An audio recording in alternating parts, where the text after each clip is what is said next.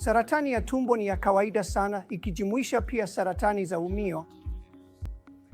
Kadri mabadiliko ya idadi ya watu yanavyotokea katika jamii, kuna mwelekeo unaoongezeka wa saratani ya umio kusogea kuelekea tumboni, na saratani nyingi zaidi zikiwa adenocarcinoma za sehemu ya OG, badala ya ile iliyokuwa ikionekana mara nyingi awali ya squamous cell carcinoma ya sehemu ya juu ya umio. Adenocarcinoma inaonekana zaidi kwa watu vijana, hasa karibu na sehemu ya OG, kwa wagonjwa wanene kupita kiasi, wanaovuta sigara na walevi. Unapozungumzia upasuaji wa juu wa njia ya chakula, hasa saratani za umio na tumbo, wagonjwa wengi hapa Chennai, hasa watu wa hapa kwetu, huja wakiwa katika hatua ya mwisho kabisa. Karibu theluthi mbili ya wagonjwa wako katika hatua ya 3 na 4 ya ugonjwa.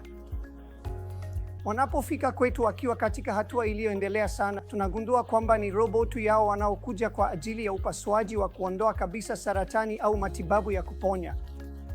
Wengi wao hupata matibabu ya kupunguza makali ya ugonjwa tu. Kwa wale wagonjwa ambao upasuaji wa kuondoa kabisa saratani unapangwa, ni muhimu sana wapate matibabu ya upasuaji yaliyo sahihi kabisa.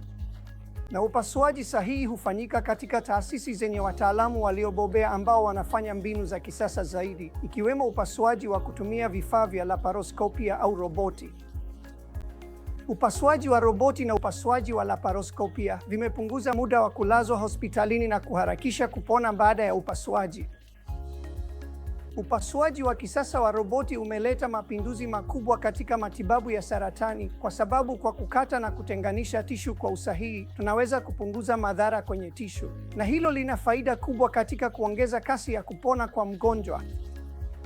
Onkolojia ya matibabu inajumuisha utoaji wa kemotherapi, radiotherapy na hivi karibuni immunotherapy. Kuchanganya aina zote za mbinu za matibabu kumeongeza matokeo mazuri kwa wagonjwa hawa.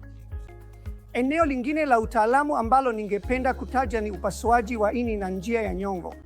Upasuaji wa ini ikiwa ni pamoja na upasuaji wa ini bila kupandikiza, ikiwa ni pamoja na upasuaji wa ini magonjwa ya ini, na pia upasuaji wa kongosho kwa magonjwa mabaya.